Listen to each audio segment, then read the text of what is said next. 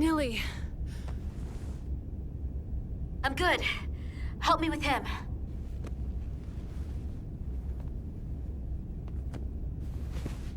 Let's get this off. Medical. Got one wounded at my location. Carter. You don't look so good.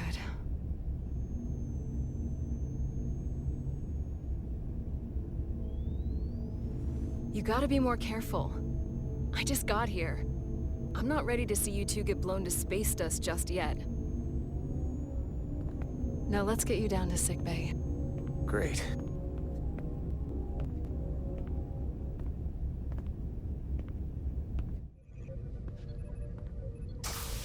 Status report.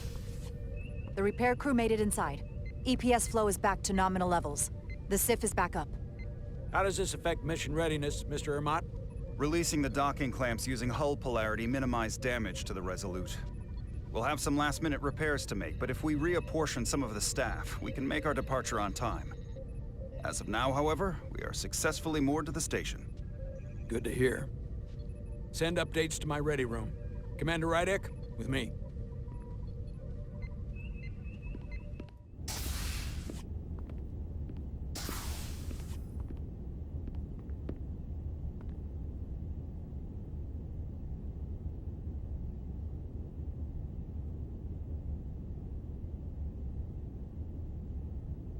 You disobeyed my orders. Well?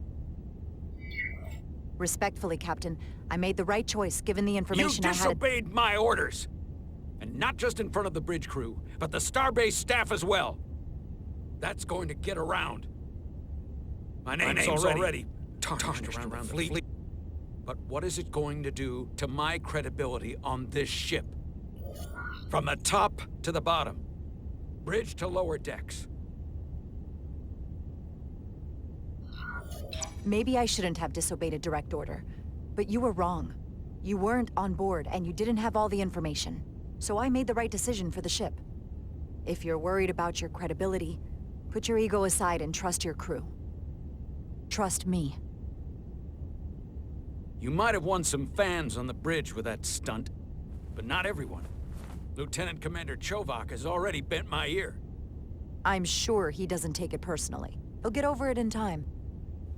Mr. Chovak is more complicated than he would want to admit. I guess we all are.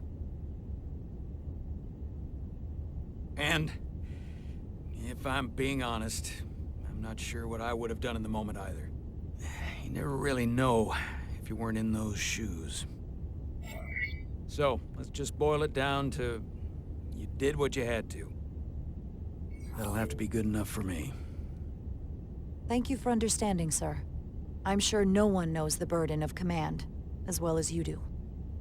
I'm sure you will, someday. Despite it all, we got our final Starfleet clearance to depart. So if you'll fetch Mr. Ermot, we'll knock out the final details of any outstanding repairs, and we'll set out for Hotari. Yes, sir.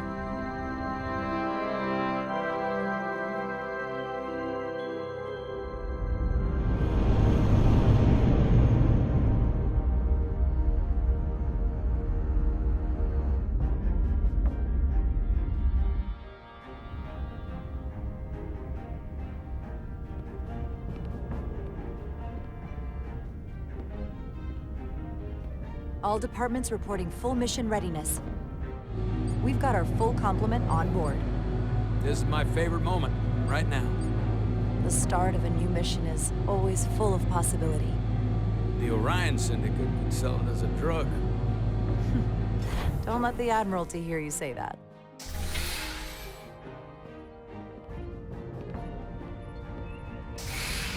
Captain on the bridge. Sit. Sit, everyone. You all know, I'm not big on speeches. We're embarking on the first mission since our refit. Let's make it a good one. Disengage docking clamps.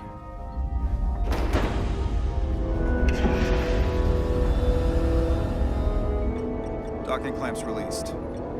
Thrusters ahead, Mr. Handar.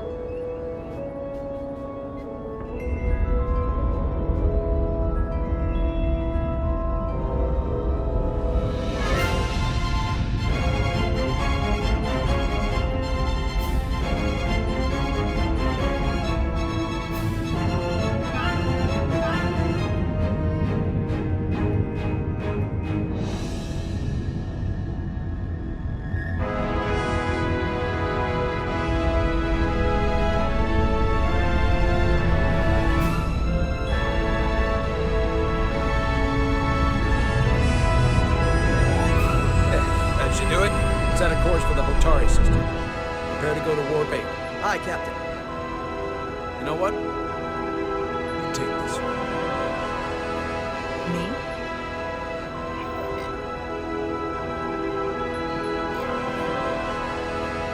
Engage.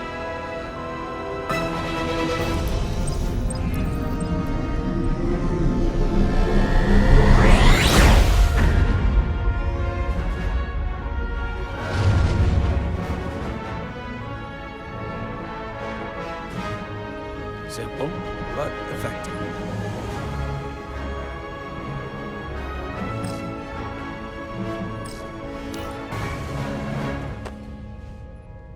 Whoa. Careful. Thank you. I'm fine. Really, You don't look fine.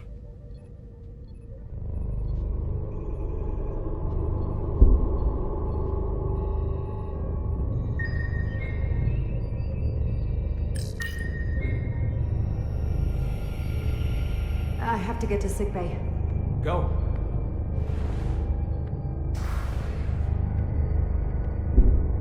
Commander, help me get her inside!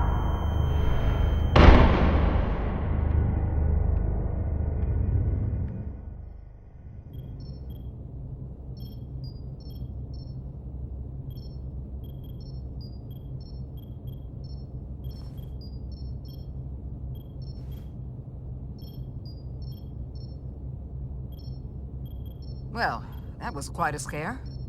A few minutes more and it would have been one of the shortest tenures on record for a first officer. Is that the engineer that was out on the hull? That storm did a real number on him, but he'll live. Just needs rest. You should worry about yourself. Your duridium levels got dangerously low and destabilized your cell structure. This is definitely one of the more memorable first days I can think of. My name is Dr. Aram Duval, Chief Medical Officer. To be honest, I've never met a Kobliad before. You're... Rare. I know. I was going to say special. Your people's numbers have dwindled, despite the Federation's efforts to find a more readily available alternative to the duridium you need to survive. Yet you joined Starfleet, and managed to thrive. I imagine the responsibility must be overwhelming. Maybe even a burden at times. It does make me unique, but it's not a burden at all. I'm honored to be Kobliad, to represent my people. As you should be. And don't worry, I won't treat you like a science experiment. I just do the science and leave the experiments to Solano. You don't agree with his methods? I don't agree with his definition of acceptable risks. Not when the lives of your crew are at stake. My professional opinion is that the accident took a toll. More than he's willing to admit. He's overstressed, operating in the pressure cooker of his own mind. Which is never a good headspace when the lives of your crew are at stake. What concerns me is that now he's even further away from the thing he's been chasing his entire career. Breakthrough discovery. The major innovation. Something he can put his name on. But the more the time passes and the further out of reach it gets, the more risk he'll be willing to take. People become blinded by their own ambition. I hear you. But that's my job, isn't it? To make sure that doesn't happen. And we don't lose sight of the bigger picture. Which is exactly why I'm so glad you're here. We need you now more than ever. And I have to give you credit for what happened on the bridge. It took guts to defy a direct order. Huh. I guess word travels fast around here. It's a small ship. And everyone's curious about the new XO. Fortunately, your cell structure's almost completely stabilized. And I'll spare us both the lecture, but I do feel it's my responsibility to remind you, without regular infusions of duridium, you will not live. It's as simple as that. Understood. Then, my work here is done.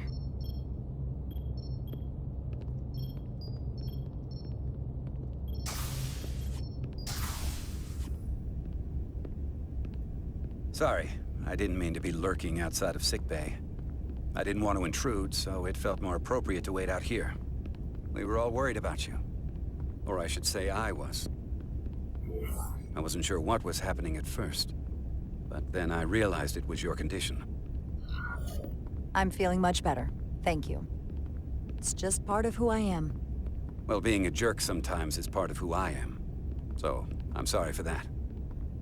You trusted my intuition earlier, with the deflector pulse. I felt I should thank you for that. Well, thank you for coming. Even though you didn't have to. I wanted to. Now, Carter, the emissions that gave you that burn are quite unusual, like everything else that goes with this storm. That's a combination of hyronolin and lectrazine to counter the radiation effects. That should help speed your healing. She's come by a couple of times to see you already. Be brief. It's good to see you awake again. I was starting to get worried. Not that you aren't in good hands with Dr. Duvall. You did take one hell of a shot, though. So, be honest. How bad do I look? You look... rugged. Rugged? Okay, how about heroic? Millie was looking in on you too, by the way. But since it's just us right now, I had a chance to think about this while I was away. And I thought it was important that I just come out and tell you, instead of tiptoeing around it. It's okay, Miranda. You can tell me anything. I know that. Then come on. Just spit it out. I'm trying. Let me talk. What I'm trying to say is, we've been really good friends for a long time. But I got back here and I couldn't ignore it anymore. I want to see if there's more between us than just being friends. You don't have to explain it. I feel the same way. There is something between us. So, do you want to find out what that something is? If it's there for you, and it's there for me, why not give it a try? Are you kidding me? I just said yes. I wanted to be sure I heard that right. Sorry to interrupt, but the patient needs to rest if he wants to get back to his old self. Of course. I'll see you again soon.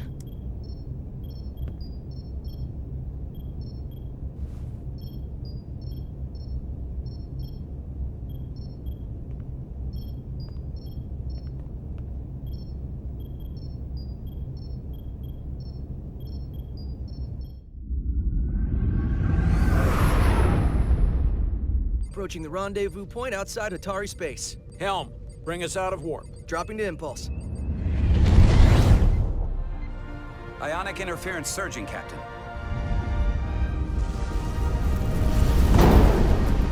Shield integrity holding. We can take it. We are at the correct coordinates to meet the shuttle. Commander Rydek, find us our diplomat, if you will. Aye, Captain. Let's reduce the noise. Filter out environmental signals. I can manually tune what's left for Federation signal types.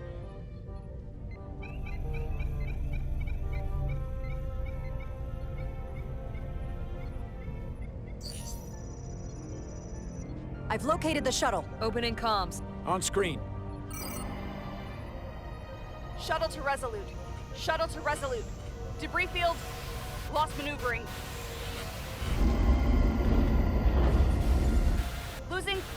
I can't get it any clearer.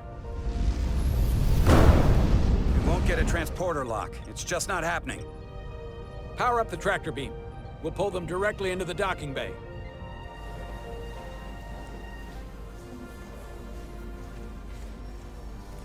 Diaz, you good to run the tractor emitter? Yes, sir. You sure? I'm sure.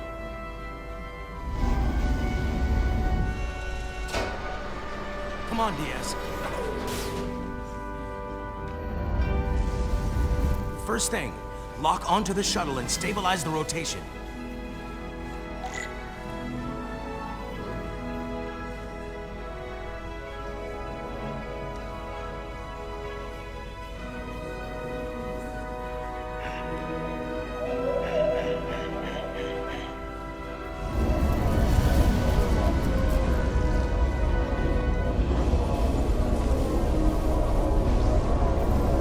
in debris. I'm on it.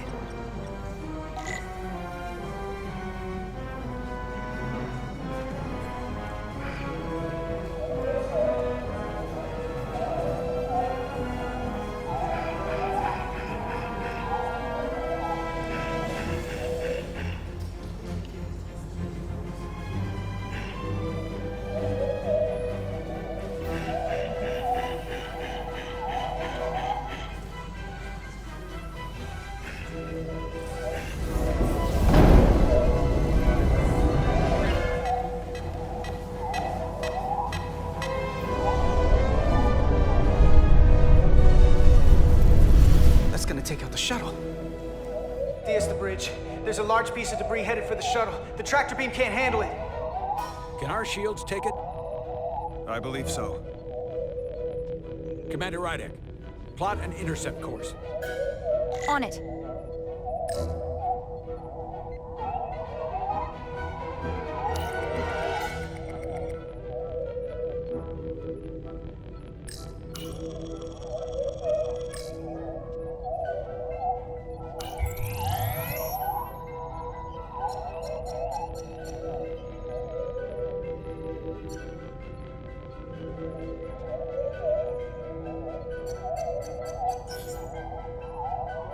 Here we go. Maneuvering thrusters bearing 53 Mark 17. 200 meters on an intercept course. Maneuvering.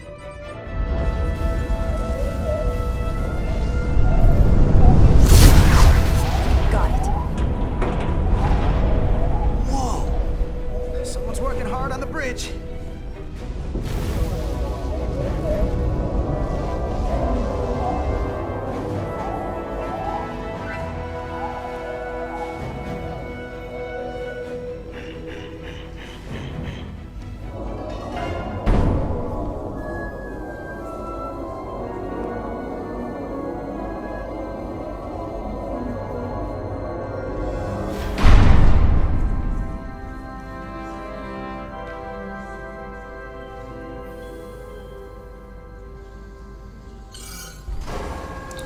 Shuttlecraft on board. Good job. We're on our way down to meet them.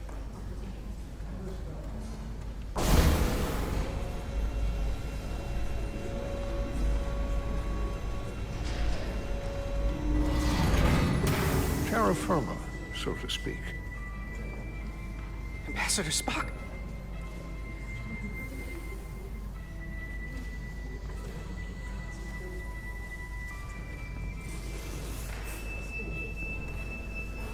The captain will be right down to meet you, sir. In that case, I will wait for him here.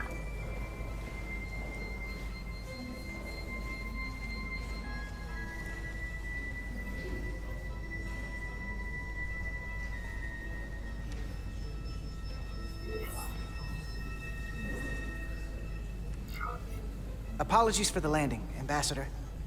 I was operating the tractor beam, sir. I take responsibility. It was not the smoothest transit, but you got us here safely. That is what matters. We thought we were prepared for our arrival in Hotari space, but it is evident my craft was not sufficiently robust for such intense ionic activity. The storm has been pretty intense. There was an element that was most unusual. Before you came to our aid, our maneuvering thrusters and impulse engines were rendered inoperable. So we attempted a short traversal at warp speed, only to find that we could not achieve warp at all, even though our diagnostics computer showed no faults or anomalies. What do you make of that? When all indications say that warp speed is possible, but in practice, we find it is not. Well, this storm is one of the strangest phenomena we've ever encountered. It's disrupted other systems. Who knows what it might do to a warp drive? Yes, it would seem further investigation is called for. Take readings, run some additional diagnostic checks, and we'll get to the bottom of this. Quite logical, Petty Officer... Carter Diaz. Sir. Thank you. Ambassador Spock. Excuse me. I'm honored to have you aboard. I'd like to get right to it. We're already behind.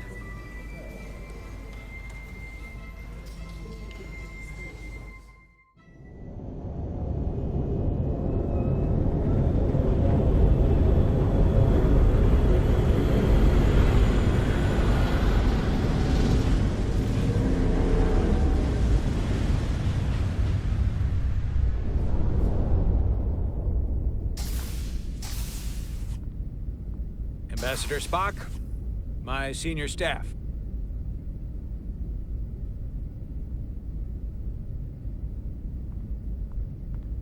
It's not every day that a captain gets to welcome a Starfleet legend aboard.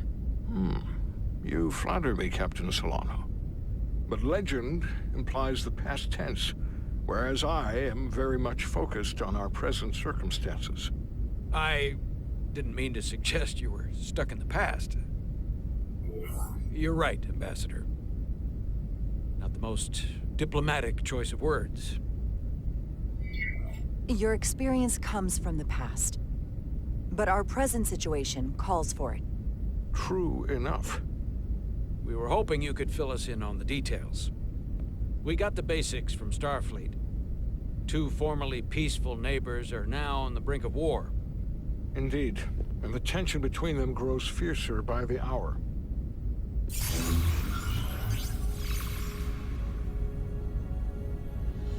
Elydia and Hotari.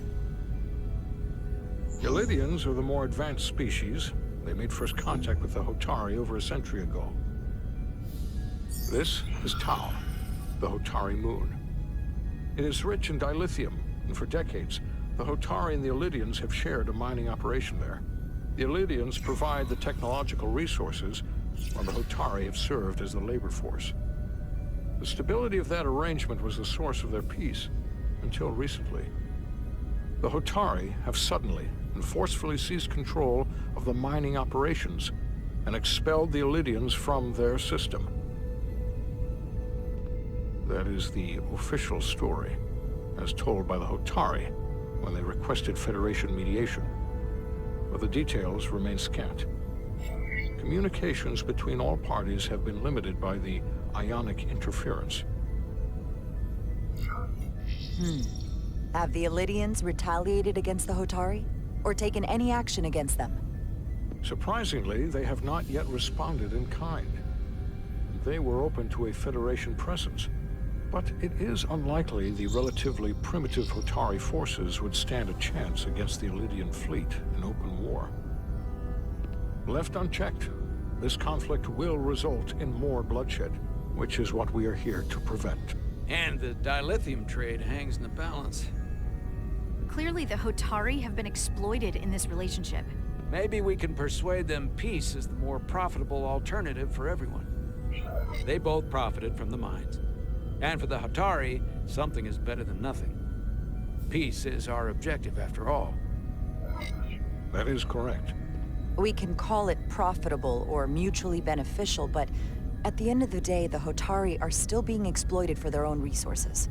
True peace is not merely the absence of war. And as such, this conflict will surely come again. Neither the Elydians or the Hotari are members of the Federation, so we can't make them do anything. There is an additional complicating factor I should mention. In the past, the Federation has relied on the Elydians as a source of dilithium. That certainly changes things. Federation sources its dilithium from a lot of places. Yeah, and this is one of them. That means the Hotari have no reason to trust us. I wouldn't go that far, Commander. We are completely neutral in this matter, on neither one side nor the other. Any suggestion otherwise would compromise our position. Given the Federation's involvement in the Elydian dilithium trade, Captain Solano and I must make every effort to appear neutral in these negotiations. What worries me is if this whole thing unravels, and we're at the mercy of the storm at less than full strength. We can't let it come to that. Considering what the ion storm has done to our ship, and the Ambassador's shuttle, we have to assume the Elydian fleet has had problems with it as well. This recent surge in the energy disturbance temporarily levels the playing field. Commander Westbrook is correct. The energy anomalies around the Hotari systems have been noted in the past. But they have never been observed on the orders of magnitude we have seen in recent weeks. If it's keeping the two sides talking instead of shooting at each other, that actually helps us negotiate a peace. And we'll take advantage of that as long as it works in our favor. And when it doesn't, All the more reason to learn as much about it as we can while we are here. We do not want to be caught unprepared, should the energy anomaly continue to fluctuate. So I trust we understand our circumstances. We're operating on a strict timetable here, and we're going to be leaving for the negotiations shortly. Commander Westbrook, I want you to leverage our systems to investigate the anomaly from here while we're gone. Aye, Captain. Thank you all. Dismissed. I want to speak to both of you privately.